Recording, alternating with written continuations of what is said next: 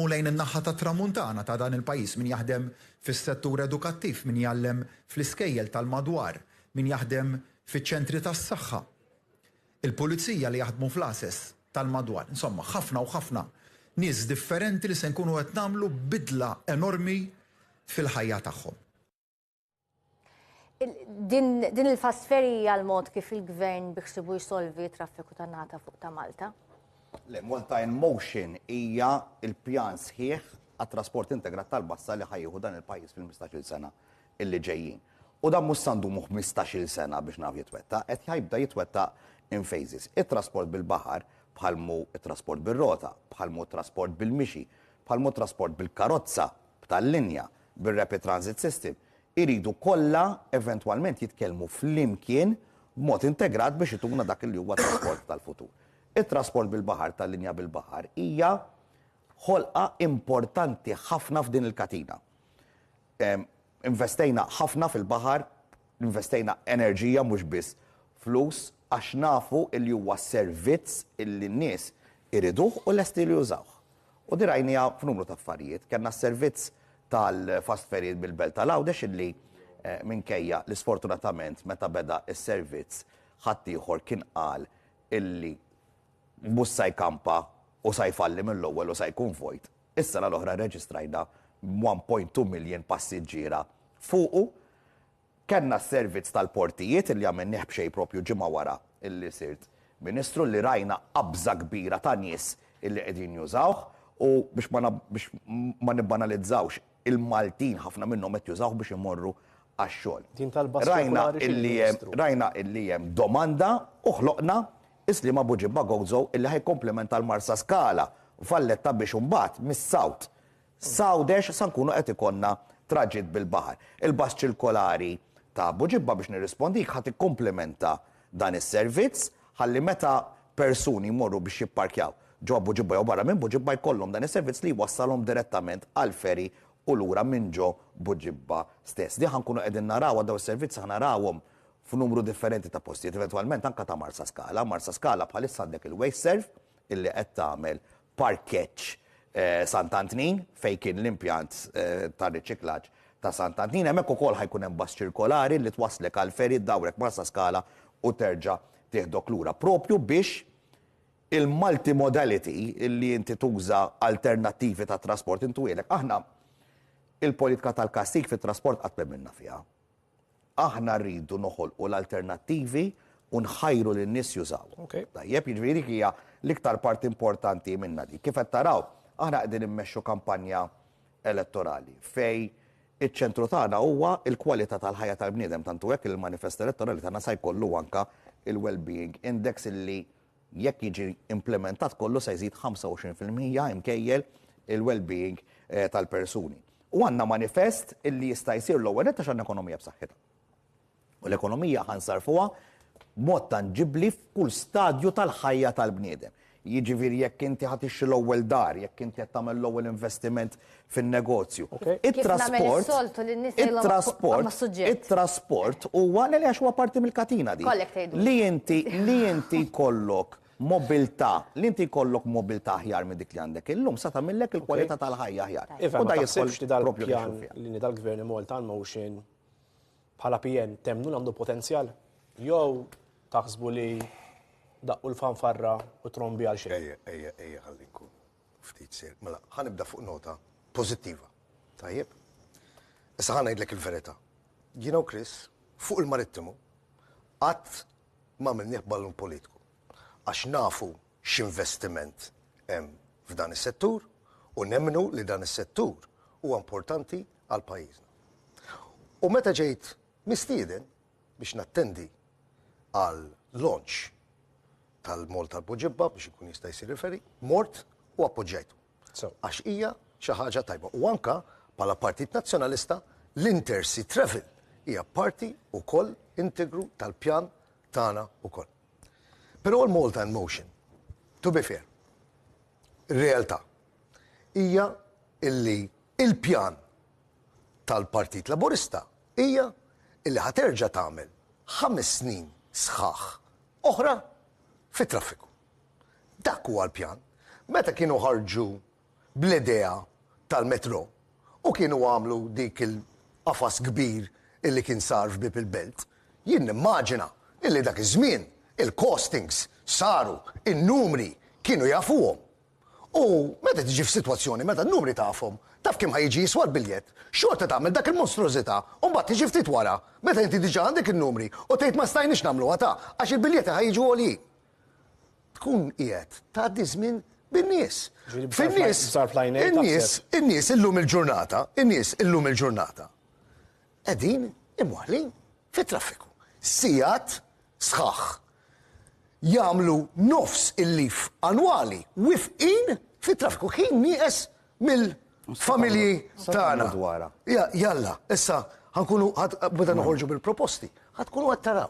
Il-proposti. Nistidnukom niddibattu il-proposti ta' trasport, ovvjament. Ovvjament, Chris ħajkun qed jagħmlu flimkien li nsellimlu minn hawn il-Shadow Minister tagħna Tony Bezzin. Chris, l-aħħar kelma lik biex tiġi palli qal.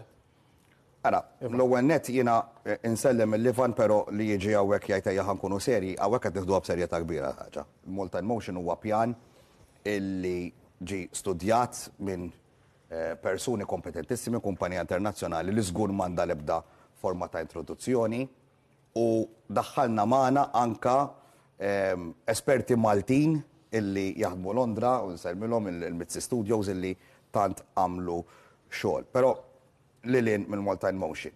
Il-ferry hija parti minn katina oħra biex inti tgħinek tgħix aħjar ġewwa pajjiżek stess.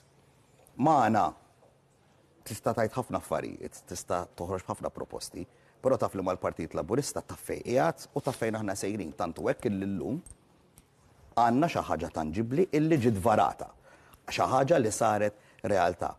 Morna oltre mill-aspettattivi tagħna u m'għandniex dubju illi fil-jiem illi ġejjin waqt li ħankunu qegħdin noħorġu iktar proposti sa jkollna iktar kummenti minn daw dwar kif sarħas eċetera għandna ekonomija b'saħħitha. U dak hija l-krux ta' kollox. Nistgħu nagħtu lura lin-nies għax dejjem ħdimna għan-nies.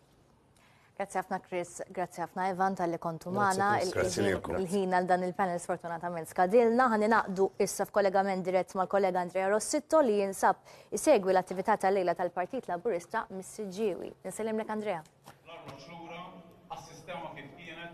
Il-lejla tajba, Paula u Glenn, anka l-mistiedna ta'kom u l-telespettaturi li qed iseguna f'dawn il-ħinijiet fuq Television Malta hawnhekk kif qedtu tajjeb intom aħna ninsabu fil-pjazza hawnhekk tas-Siġġiewi hawnhekk għaddej attività politika tal-Partit Laburista propju brabta mal-kampanja elettorali hawnhekk l-attività bdiet fl-aħħar ħinijiet aħna qegħdin nistennew propju d-diskors lejla min-naħa tal-Prim Ministru mexxej Laburista Robert Abela din hija it-tieni attività biex ngħidlek li tikkonċerna lil Dr. Abela llum aktar kmieni dalodu huwa kien anka protagonist kien preżenti wkoll f'dik li kienet tnedija ta' servizz ġdid tal-Fast Ferry f'Buġġibba u issa minn ħina li oħra aħna hawnhekk qegħdin nistennew li anka Dr. Abela jagħti diskors minn naħa tiegħu l-ewwel diskors jibdew propju f'dawn il-ħinijiet aħna dwar id-diskors ta' Dr. Abela possibilment anka dwar proposti ġodda illi l-Prim Ministru mexxej Laburista sa jkun possibilment qed iħabbar anka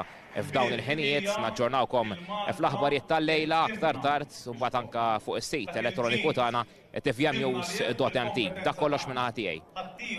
Grazzi hemmhekk il-kollega Andrea Rossitto illi kien qiegħed jirrapporta mis-Siġġiewi l-attività politika tal-Partit Laburista u mis-Siġġiewi ħammorru ħadd-tard fejn hemm il-kollega Ferella Paċ tirrapporta dwar l-attività li torganizza il-Partit Nazzjonalista. Ferella, nsellimlek.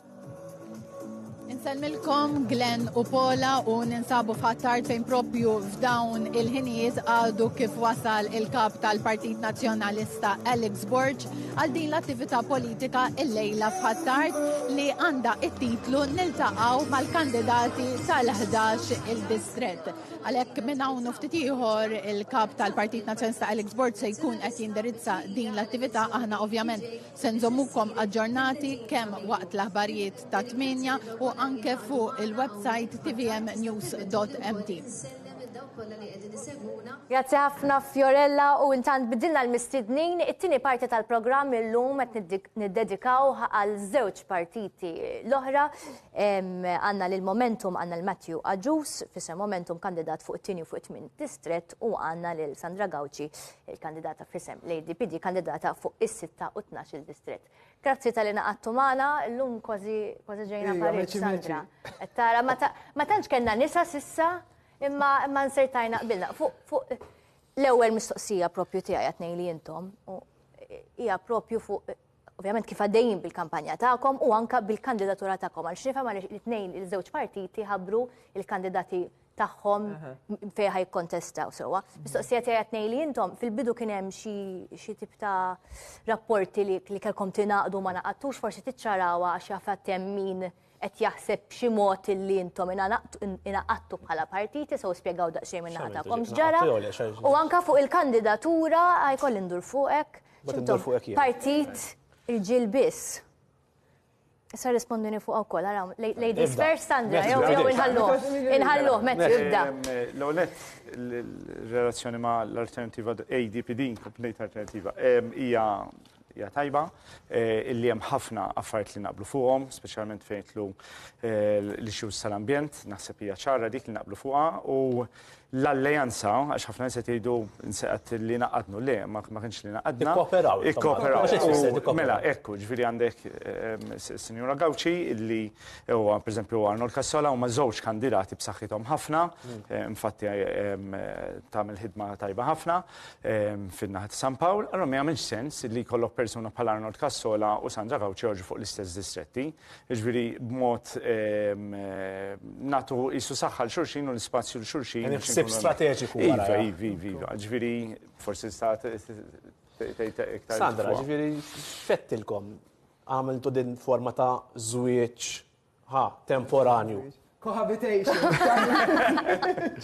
Cohabitation temporanja, ifhem għaliex rajna li aħna dejjem bħala AD konna miftuħin biex nejnu u ninaqdu ma' ħaddieħor bħalma assorbejna l-PD iddeċidejna li nikkollaboraw mal-Momentum u kif qal din hija iktar kollaborazzjoni strateġika għaliex l-aħħar mill-aħħar għandna il-manifest tagħna, għandna l-slogan tagħna, però kif qal tajjeb Matthew ma nirfsux saqajn xulxin. Jekk hemm kandidat b'saħħtu f'dan il-każ jiena ta' kien Carmel, Arnold, eċetera, ma nagħmluhomx fuq l-istess. Ġifieri mhux għax hemm xi nuqqas taqbil bejnek u bejn Arnold fuq issues kbar. Le. Pereżempju. Le. Għandna għax insemmejt fejqbiltu, imma nafu ukoll li hemm issues partikolari ma taqblux magħhom. Hemm diverġenza sħiħa. Ifhem, jekk pereżempju ħammorru għall-issues ta' fejn jidħol affarijiet tal-ħajja, aħna bħala l-istatut tagħna iħalli l-iskop illi huwa every vote of conscience, u mentri għandek partiti oħrajn, mhux ġast l-ADPD, manka il-Partit Nazzjonalista tal-Partit Laburista, illi ħadu deċiżjonijiet minn qalle u minn qalliba. Mentri aħna qed nagħtu dal-lok ta' every vote of conscience, illi dak pereżempju huwa differenza partikolari bejn żewġ partiti. Il-mistoqsija qabel tiegħi fuq l-għażla ta' kandidati tagħkom, għaliex ovvjament il-pakket tagħkom komplut jagħmel differenza anke l-ammont ta' voti li tattiraw. Il-qatfajja hija kontra l-kurrent, hija ħaġa ovvja. Kif taħsbu li bl-għażla ta' kandidati tagħkom qegħdin tippożizzjonaw ruħkom anke meta tikkompetu mal-partiti l-kbar? Mela, naħseb, u korreġini jew Sandra, aħna l-unika partit li m'għandniex avukati fil-kandidatura tagħna. Ma nafx intkom għandkom. Le, laqas aħna. Ma xi tidu ngħidu kontra l-avukati. Ma xi saqt li l-għażla, għat li l-għażla. U allura min huma dan nies? Jiġifieri jiena pereżempju ġej mix-xjenza, naħdem fl-aspett tal-ġeoxjenza, allura l-ambjent mhux ġast huwa xi ħaġa sensittiv għalija, imma ġifieri għandi l-aspett xjentifiku illi allura nista' nifhem ċertu proċessi tan-natura. kultura. Mbagħad għandna pereżempju il-professur Pierre Xkembru Ismail li dan huwa mediku imma iktar milli joqgħod jiltaqa' man-nies fis-sensi jkollu l-visti man-nies jispeċjalizza fuq il-kura tal-pazjenti u jaħdem fuq ir-riċerka u jgħallem l-università. Intom teknokratiċi dak li miġtaqhom. Jekk trid tgħidli hekk, ma fl-aħħar mill-aħħar jiena persuna bħall-oħrajn, ġifieri għandi l-emozzjoni tiegħi, nifhem in-nies, l-empatija man-nies, ġifieri x'jagħmel ġifieri fl-aħħar. Tkun espert tas-suġġett sewwa. Din ġimgħa ħriġtu proposta u daqqit li ftit widnejja li tagħmlu pini eħrex għal min jitlob u jagħmel ftehim politiku, pjaċir politiku. Kif tinforzaw għadi?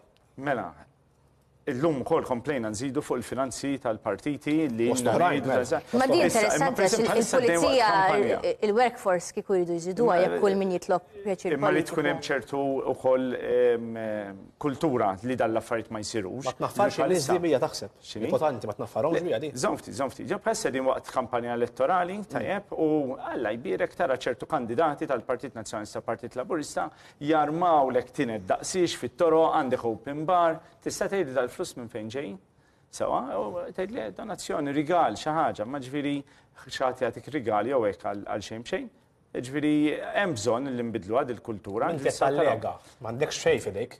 Iva, ma mbagħad tiġi meta tiġi għal kontijiet hawn ġifieri biex niddikjaraw kemm kienu l-ispejjeż, tgħid possibbli daqshekk biss ġew jiswew dan l-affarijiet. Issa allura għandu jkun regoli anke li nbidlu dil-kultura tal-pjaċiri. U allura biex tbiddel il-kultura tkun pieni b'saħħithom. Ġvintom għal dat tip ta' donations, għal finanzjament. Nagħti eżempju, ma n-nies jarawhom bajnejhom dan l-affarijiet. Jekk kien ċemp il-Ministru, għatlu Ministru daħħalni naħdem fit-tali post. U jdaħħalni. Tibgħat il-ħabs lilu l-Ministru ġifieri. Ġvinti għandek dil-kultura, għajminti, ġifieri dil-attitudni u li tibgħat il-ħabs imma lili u l-Ministru. Jiena naħseb li rridu nibdew naħduha bis-serjetà. Il-ħabs? Issa, ovvjament, għet irtjara xtalab, mod inti forsi tlabni daħlek xogħol, u mod forsi biex nija iħu tander, ġviri rridu namlu distinzjoni bejn pjaċiru ieħor.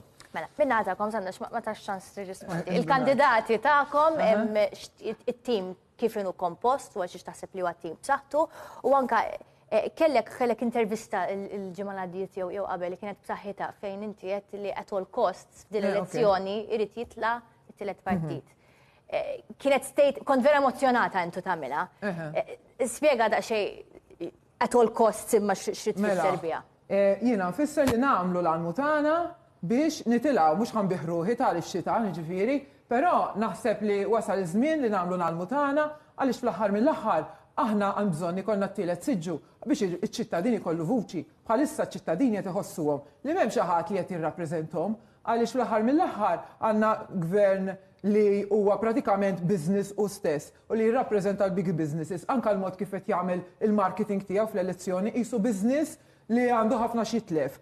U n-nies dik qed iħossu li m'għandhomx leħen u jiena nħoss li għandi nkunu aħna dak il-leħen. Għalhekk hemm bżonn li jkun hemm dak is-siġġu, ma jistax ikun nagħmlu 5 snin oħra u ċ-ċittadini ħossu esklus, għalhekk għandna 100,000 ruħ li mhux qed jivvutaw, għaliex qed iħossuhom li m'hemmx vuċi għalihom u iva, jiena nemmen li rrid naħdem kemm jista' jkun biex ikun hemm dak is-siġġu mhux għall-poter, imma biex ikun hemm vuċi li tirrappreżenta verament iċ-ċittadini.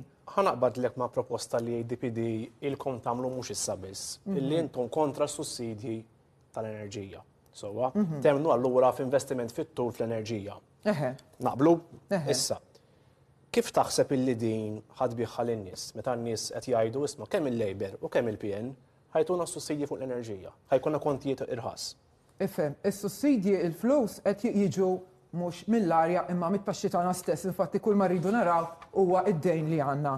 Di mhux ħanaqtawhom hekk, imma ikkun gradual ovvjament tinvesti f'enerġija nadifa xi ħaġa li mhux qed jagħmel għax diġà smajna bit-tielet interconnector u li issa ħamorru nħaffru għaż-żejt li ilhom jagħmluha minn mindu kont għadni fetu jgħidu ħanħaffru ż-żejt hawn Malta kienet tgħidil il-mami. Jiġifieri din hija ċajta li jekk issa għada jemnuha n-nies għandna problema kbira. Hemm bżonn li ninvestu bis-serjetà fuq enerġija rinnovabbli u iva, u mbagħad we start phasing out. ma jkollniex iktar bżonn li nissussidjaw lin-nies għaliex ikollna l-enerġija rinnovabbli li tieħu over li jkollna arji iktar nadifa għandna ħafna nies li batu blażma jgħidu li meta nsifer inhaler ma nużax għala. Għaliex għandna l-arja pratikament velenata għalhekk b'xi għax kieku tajba wkoll ġew naħallsu tagħha. Ok. Minna ħatakom, momentum u l-istess mistoqsija ADPD l-imma hija dik l-star, mhux candidate, star proposal illi qegħdin twaslu l-messaġġ tagħha over and over again għaliex biha temnu li tistgħu tattrattaw l-iktar voti. Iktar mill-li waħda għandna numru ta' proposti, issa għandna proposti ħirġin fuq il-trasport, imma ġviri ilna noħorġu proposti, per eżempju semmejna tal-minimum wage illi għandha tola, għandek l-ixxu tal-finanzjarment tal-partiti, ġviri hemm numru ta' proposti, il-manifest ħajħroġ fil-ġranet li ġejjin, ġviri inħeġġeġ in-nies jaqraw kollha, ġviri inti ma tivvutax persuna għal ħaġa waħda ma eħkju li jkollok pjan sħiħ għax inti għandek żgħażagħ, għandek anzjani, għandek l-issues tal-ambjent, ġviri twetti kriterja. Il-momentum anke DPD it-tnej qalu li jisma' ejja nollu l-paga minima. U semmejnija waqt programm il-ġimgħa li għaddiet. U propju staqna nsaqsukom imma mhux li tgħid tolli l-paga minima mhux lakemm taqbad tollija, jkun hemm negozjati ilhom għaddejjin xhur, snin, kulħadd irid jaqbel ta' solidarjetà wkoll. Ta' solidarjetà. Ma solidarjetà mhux hekk kontestaw għad-elezzjoni. Imma dawn ma' nies on the ground. Ġifieri inti mhux ħadd tisma' minnhom. Intom it-tnejn intwedu illi tidu timbutaw biex tolli minimum wage. Issa spiċċajna l-kull fil-għodu, n-nies iqumu b'ċajta ħanra u se nieħdu llum. Sejtuna llum. Naħseb l-unika partiti li maħniex qed inwedu flus, imma actually qed ngħidu ejja ħanejnu l-ifqar fis-soċjetà tagħna. Fimtek. So ġifieri Kif imma spjega li kif? qed insemmu il-minimum wage. Kif ħatolli għax ħatolli minimum wage ħatolli pagi kollha. Issa, inti l-ewwel nett irid tkollok iktar taħdidiet mal-privat għax mhux kull privat ikun forsi jista' jiflaħa. Ġifieri li mal-privat li jisma' hemm kumpaniji kbar li filħu li qed jagħmlu ħafna profitt u dal-profitt mhumiex jaqsmuh mal-impjegati, u mbagħad jista' jkollok kumpanija li l-profitt tagħha huwa ħafna inqas. Għax tagħmel biex ġiel il-privat jaqsam il-profitt tiegħu aħjar. Trid taħdem, trid titkellem mal-unions, trid tara li huma l-oqsma li vera hemm bżonn dawk il-pagi baxxi jew nkella jkun qed jibqgħu dawk il-pagi baxxi b'mod abbużiv. Tajjeb x'inti komdu qegħdin jiġu n-nies għandek l-industrija tal-kostruzzjoni jibqgħu fuq pagi baxxi u l-iżviluppatur kien qed jaqla ħafna iktar flus. Sewwa ġifieri wieħed jistabbilixxi għaliex ċertu pagi qed jibqgħu isfel mentri profitt ta' kumpanija jkun ikbar. Ġifieri wieħed irid jara din relazzjoni. Issa jekk ikun hemm bżonn li ċertu kumpaniji ġenwinament ma jkunux jifilħu jollu għal bil-paga minima, allura għandu jintervjeni l-gvern. Tajjeb illi jgħin biex jgħin tola l-paga. Sandra, l-iżvilupp. Intom għattu daqshekk lukandi. Daqshekk lukandi. Wasalna saturation point li anka n-nies. Għamel mistoqsija daqshekk lukandi. Spjega li hemm barra għall-lukandira, għal-restorantira, meta jismaw lilek u l-momentum jgħidu hekk. Le żomm maċ daqshekk li Momentum għalux. Le għax inti saqsejt x'inhu mad-differenzi. Ejja, meta tara mela ħaġa tewwel waħda. Mela. Għaliex? Nemnu li wasal il-pajjiż qed oversaturation ta' turisti, anke aħna jiena min-naħa ta' San Pawl oramaj għandna overtourism li qed jidher ukoll f'dak li għandu x'jaqsam fi ħmieġ, f'żibel, fi-storbju, hemm bżonn li jsir carrying capacity study fuq kemm eżattament dil-gżira żgħira tiflaħ nies għaliex nies idonnu ninsew is-sajs tal-pajjiż tagħna minn hemm ġejja li ma nibnux iktar hotels, ma jfissirx li issa li hemm ngħixu tajjeb, hemm bżonn inkomplu nabbu u n-nies li joqogħdu, ir-residenti li joqogħdu f'dak żoni turistiċi pratikament nagħmluhom ħajthom miżerja, min għandu hotel ħajkompli jkollu t-turisti, però m'hemmx bżonn hemm kumpanija qalet li ħad tibni 9 hotels oħra f'Malta, mela x'kif ħajjiġi mbagħad il-pajjiż ħajfunzjona diki għax il-pajjiż mhux ħajfunzjona diġà ġamjat kif inhu kemm neħellu fit-traffic. Mela dik ma nagħtux kasa il-ħin li naħlu fit-traffic, il-żibel li jiġġenera it-turizmu, għax aħna t-turizmu dejjem naraw bħala xi ħaġa li ġġib il-flus, però ġġib ukoll magħha iż-żibel, il-ħela tal-ilma, dawn affarijiet li nippruvaw ninjorawhom biex noqogħdu nifirħu bin-numri tat-turizmu li huwa tajjeb, però rridu turizmu sostenibbli li ma jdejjaq il-ħadd, li l-pajjiż ma jiġġamjax u li anke r-residenti ikunu jistgħu jgħixu f'darhom mingħajr storbju mingħajr ebda trabil. U dan huwa s-settur l-iktar settur li intom qegħdin timbuttaw mal-votanti dan huwa suġġett illi ħafna nies probabbli jaqblu miegħek. Jew hemm setturi oħra u proposti oħra li qegħdin timbuttaw biex anke n-nies jirrelataw iżjed magħkom u tiġbru aktar voti. Ara, n-nies li ħaġa li ddejjaqhom hija l-overpopulation. Jiġifieri minn hemm it stems from everything. U minn fejn ġiddi? Għala, għax inti għandek nies li businessmen, whatever, li mhux lesti iħallsu pagi deċenti, infatti tagħna waħda mill-inqas pagi li għandna, għalla volja nodu iftakru bil-GDP imbagħad meta naslu għal pagi tagħna fost l-iktar baxxi tal-Ewropa, mela x'tib ta' xogħol qed inġibu hawnhekk. Min qed nintrigaw? Qed inġibu xogħol li qed jitħallas bil-ftit, qed nimpurtaw ix-xogħol li qed jitħallas bil-ftit biex in-nies fil-business iħallsu inqas u kif qal Matthew mela huma jagħmlu iktar qlieħ għaskapitu ta' daw in-nies. Għax jgħidu li mela Sandra ħadd naqqas ix-xogħol. Ix-xogħol x'inhu? Jekk aħna biss qed nimpurtaw ix-xogħol u kien hawn developer li qal għandu bżonn 20,000 iktar ħaddiem, dawn l-20,000 ħaddiem fejn ħanqeduhom? Mhux il-kelb qed jigdem dembu kull darba ħanqgħu proposta fuq l-overpopulation tal-ADPD xi. Irridu naraw li ikun hemm ix-xogħol isir ċertu ix-xogħol ikun xogħol imħallas sew u ma nibqgħux iktar niffukaw biss fuq l-iżvilupp u fuq il-bini imma noħolqu wkoll green jobs li jkunu mħallsin tajjeb u li jiġbed nies ta' ċertu stoffa għaliex inkella ħanibqgħu niġbdu nies bl-ebda disrispett li huma low skilled, li huma low paid u hekk ħanibqgħu fejn aħna. Differenza fundamentali di, li intom li għalt lek isma daqshekk lokandi, inti taġra li bis fuq inti anzi apposta nara l-iżvilupp meta inti għandek it-turizmu ġej u ovvjament għandhom dawn bżonn lukanda, il-lukanda għandha bżonn joperaw in-nies, jiġri l-argumenti huma simili ta' Sandra. Jien ma naqbilx li daqshekk permessi, imma ġbir qed jara kif qed joħorġ dal-permessi. Meta konna lura fis-70s, il-gvern kien jagħti l-art jew b'xejn jew biċ-ċiċri biex jinbnew il-lukandi għax ma kienx hawn turizmu Malta, mela l-gvern ħass il-bżonn illi jiġu it-turizmu bħala tip ta' ekonomija u kien qed jagħti l-art b'xejn. Illum naħseb ma baqax l-iskop li nibqgħu nagħtu art biċ-ċiċri lill-iżviluppaturi biex jibnu lukandi, ġifieri għandek il-każ tad-dibi ġewwa Paċevin, tajjeb fejn dan qed nissab għajna rrid jagħmel swimming pool għatta l-blat, l-ewwel qalulna li għandu permess, issa mill-lider m'għandux permess biex jibqa' jieħu. Ġifieri qed jisraq l-art tagħna, tajjeb, biex ikompli jiżviluppa. Issa il-negozju huwa lukanda. Imma ġifieri dan il-mudell illi nagħtu l-art biċ-ċiċri għall-iżviluppaturi għall-lukandi għadu japplika dan fis-70s nifhimha li kienu bżonna u rnexxa dak il-proġett. Imma llum ilna fil-Melli Ħabej Hotel pereżempju waqqawha qed jerġgħu jirrinnovawha. Probabbli kien wasal iż-żmien li jagħmlu hekk, imma ġifieri baqa' l-iskop li nagħtu l-art tagħna għal dan l-iżviluppi massiċċi, ġifieri ara Pembroke. U x'inhu l-prezz li qed iħallsu? In-niesu. Mur ara Pembroke, diżastru totali, in-nies naqsadhom issa ħajaraw iktar xemx, tmur hemmhekk, ġifieri dak il-mudell li jibqa' ibni bladdoċ u ċertu kobor u nagħtu l-art, rridu nerġgħu nikkonsidrawhom.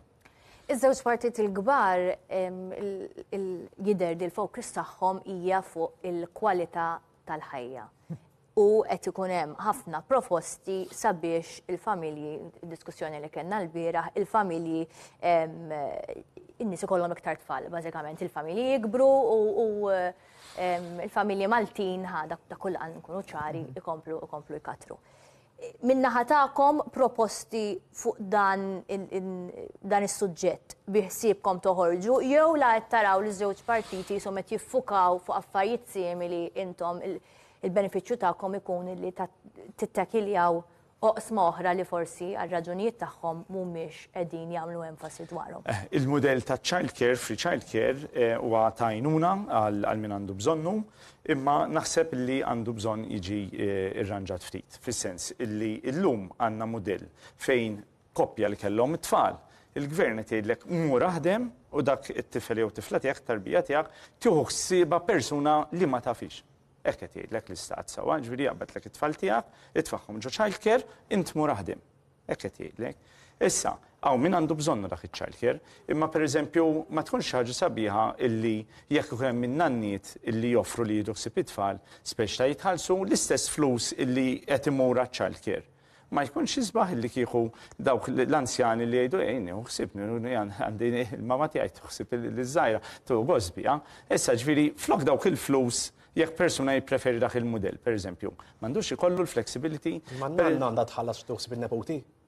Etnejt, jekk il-gvern qed iħallas il-flus li ċart kelli l-persuna li ma tafux. Jekk għandek persuna fil-familja tiegħek ħafna drabi n-nanni. M'għandhomx pereżempju jieħdu xi ħaġa tal-li flok il-flistess flok.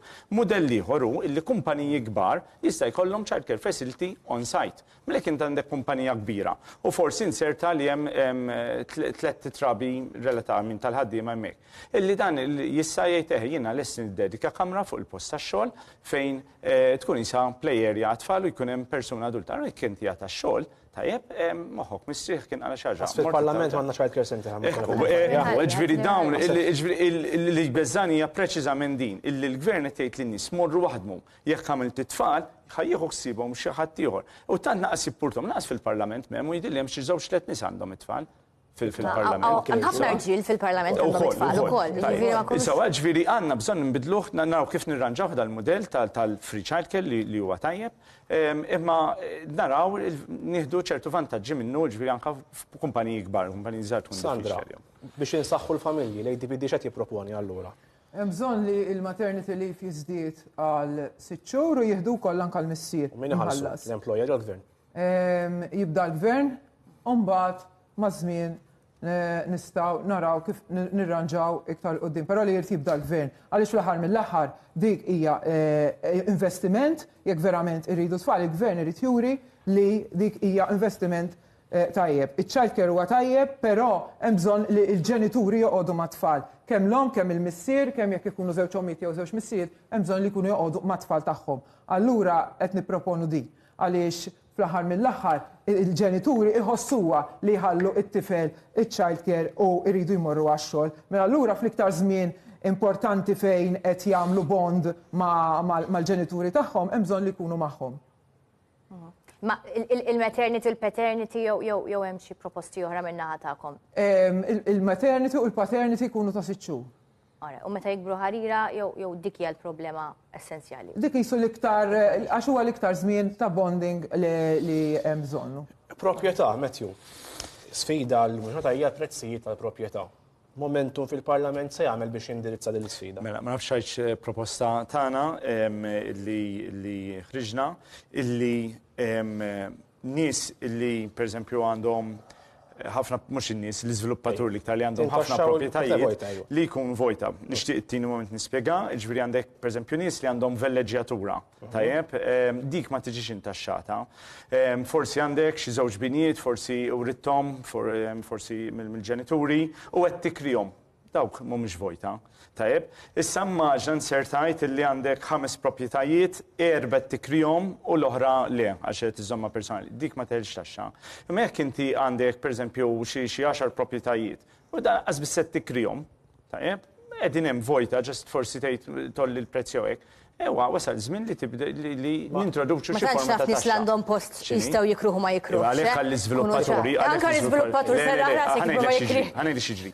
Joħorġ ikun hemm binja titla, l-ewwel iġibu l-ewwel deposits minn pereżempju xi 3-4 appartamenti xi naqdu dawk id-deposits ikun ġabru biżejjed flus biex jibdew jibnu.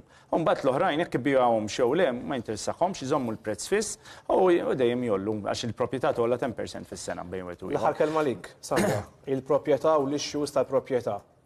Il-proprjetà saret spekulazzjoni u aħna nemmnu li id-dar hija dritt u hemm bżonn li l-koppji ikollhom dħul tajjeb biex ikunu jistgħu jaċċedu għal dan is-suq għaliex bħalissa huma maqtugħajn minn dan is-suq kompletament u anke jekk ikollhom paga tajba u jekk ikollhom xogħol tajjeb xorta meta jmorru biex jisselfu mill-bank ma jingħatawx is-somma kompleta. Hemm bżonn li ikun hemm regolamentazzjoni ta' daw il-prezzijiet u anke regolamentazzjoni tal-kirjiet għax bħalissa more or less qisna ġungla.